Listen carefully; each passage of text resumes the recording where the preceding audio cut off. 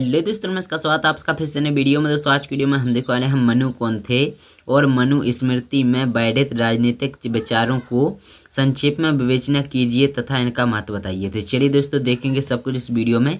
आप लोग वीडियो में कंटिन्यू बना रहिए। दोस्तों प्राचीन भारतीय राजनीतिक चिंतन के इतिहास में प्रसिद्ध ग्रंथ मनु स्मृति का महत्वपूर्ण स्थान है। दोस्तों यह कहा जाता है कि यह पुस्तक भारतीय समाज व राज दर्शन का आधार है और यद्यपि यह बहुत प्राचीन धार्मिक, सामाजिक एवं सांस्कृतिक ग्रंथ है, परंतु षड्यंत्रकारी इतिहासकार इसे 7वीं-8वीं शताब्दी की रचना मानते हैं।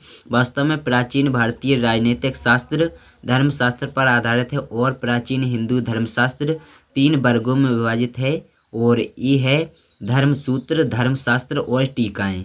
दोस्तों इन 3 वर्गों में धर्मशास्त्र सबसे महत्वपूर्ण है और धर्मशास्त्रों में सर्वप्रमुख मनु स्मृति मानव धर्मशास्त्र है और मानव को वात्स्यायन ने अपने कामसूत्र में धर्मशास्त्र का आदि प्रणेता माना है और याज्ञवल्क्य, गौतम और आपस्तंभ और पाराशर शंख आदि द्वारा निर्मित स्मृतियों को मनु को आदि धर्म प्रणेता की मान्यता दी है। और अब प्रश्न उत्पन्न होता है कि ये मनु कौन थे। तो दोस्तों पौराणिक आख्यान के अनुसार मनु को मानव जाति का जनक तथा प्रथम विधि वेत्ता माना जाता है। यदि वे समस्त विश्व की मानव जाति के जनक नहीं भी हों तो कम से कम भारतीय समाज व्यवस्था के आदि पुरुष तो थे ही और ऋग्वेद में भी उन्हें मानव जाति का प्रवर्तक माना गया है और तैत्तिरीय संहिता में उन्हें मानव जाति के आदि पुरुष और मनुष्यों को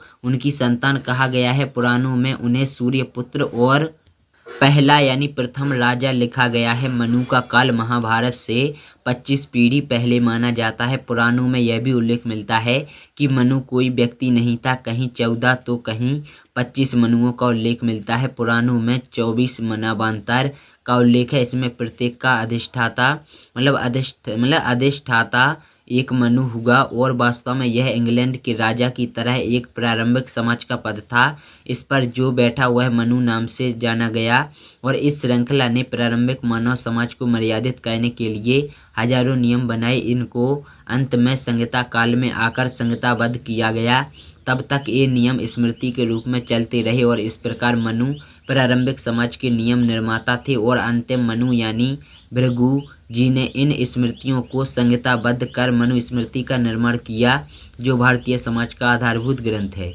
दोस्तों विद्वान डॉक्टर N.K. श्रीवास्तव ने अपनी प्रसिद्ध पुस्तक प्रमुख भारतीय राजनीतिक विचारक में लिखा है कि मनु स्मृति के रचयिता निश्चित रूप से प्रथम मनु नहीं थे, जिनका उल्लेख मानव जाति की प्रथम दंपत्ति अर्थात मनु शतरूपा के नाम से पुराणों में मिलता है। और यह हो सकता है कि मनुओं की परंपरा उनसे प्रारंभ हुई हो। वास्तव में वे भारतीय मतानुसार प्रारंभिक भारतीय समाज के प्रारंभकर्ता ही थे, परंतु हम मनु स्मृति या मानव धर्मशास्त्र के रूप में जिस व्यक्ति समाज व्यवस्था का वर्णन पढ़ते हैं वह एक व्यक्ति एक निश्चित कालखंड या एक समाज यानी परिधि संकुचित की रचना नहीं हो सकती।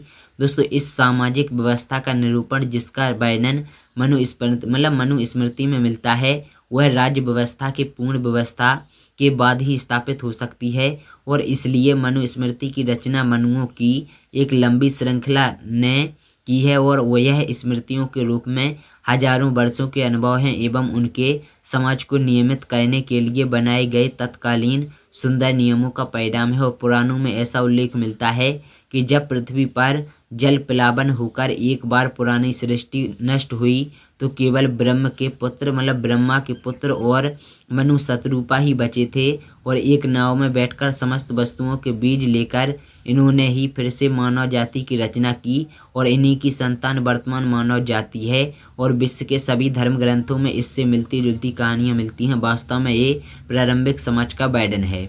दोस्तों मनु के युग या काल के संबंध में विद्वानों में मतभेद हो सकता है, परंतु उनकी आदर्श समाज और शासन व्यवस्था एक लंबे समय तक आदर्श मानी जाती रही है। और प्रसिद्ध संस्कृत कवि कालिदास ने अपनी संस्कृत पुस्तक रघुवंशम में लिखा है कि रघुवंशी राजा मनु द्वारा बनाई गई पद्धति के अनुसार शासन करते थे और उससे लेस मात्र भी इधर उधर नहीं होते थे। दोस्तों मनु स्मृति के रचनाकाल और रचनाकार के बारे में विद्वानों में मतभेद होने के बावजूद इसके महत्व के संबंध में कोई मतभेद नहीं है। इसके बारे में प्राचीन ग्रंथों में यह लिखा गया है कि मूल मनुस्मृति में 1,00,000 श्लोक थे, परंतु अब केवल 12,000 श्लोक ही इसमें उपलब्ध हैं और वर्तमान संस्करणों में तो मात्र 2,694 श्लोक ही मिलते हैं। इतने थोड़े श्लोक होते हुए भी इसका महत्व निर्विवाद है। इसके बाद है दोस्तों पाश्चात्य विद्वान कीथ का इसके महत्व के संबंध में मत है कि इसकी मनुस्मृति की तुलना सरलता से ल्यूकेटियन के महाकाव्य से की जा सकती है। साथ ही इसमें जीवन दर्शन का अभूतपूर्व वर्णन है। दोस्तों पाश्चात्य विद्वान नीत्शे के शब्दों में मनुस्मृति बाइबल की अपेक्षा कहीं अनुपम, अधिक उत्कृष्ट और बौद्धिक ग्रंथ है। दोस्तों इसके महत्व के संबंध में विद्वान मैकेंजी ब्राउन ने लिखा है कि मनुस्मृति अपने प्रकार का सर्वश्रेष्ठ ग्रंथ है। यह हिंदू कानून पर सर्वाधिक ग्रंथ है और सर्वाधिक प्राचीन ग्रंथ है। भारतीय विद्वान डॉक्टर विजय कुमार सरकार के अनुसार मनुस्मृति में वैधानिक और समाजशास्त्र की दृष्टि से राज्य सिद्धांतों का प्रतिपादन किया गया है। संभवतः सर्वप्रथम मनु ने ही लोगों में अराजकता पूर्ण समाज एवं जीवन को नियमबद्ध तथा मर्यादित किया था और उन्होंने इसको धर्म सिद्धांत के अनुसार विनियमित कर प्राचीन भारतीय समाज को रहने योग्य बनाया था। समाज को सुव्यवस्थित तथा अनुशासनबद्ध किया तथा सामाजिक जीवन के आधारभूत सिद्धांतों की व्यवस्था की।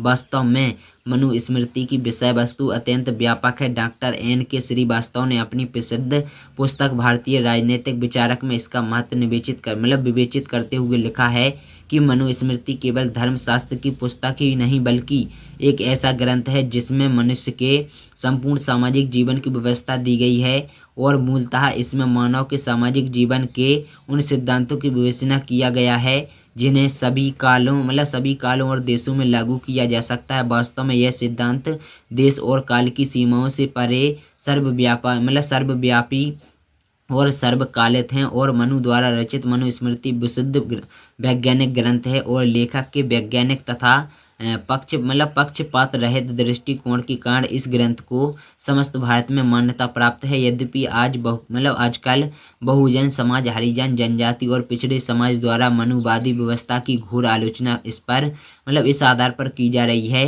कि इसने समाज में वर्ण व्यवस्था और जातिवाद को बढ़ावा दिया है, परंतु मनु ने जिस जाति व्यवस्था और वर्ण व्यवस्था को मूल्यवान बनाकर स्थापित किया है वह जन्म पर ही नहीं कर्म और गुणों पर आधारित थी। बाद में इससे समाज के वर्गीकरण के दोष उत्पन्न हो गए और इस आधार पर कर्म और गुणों के आधार पर न होने के स्थान पर जन्म हो गया और यही बुराई है।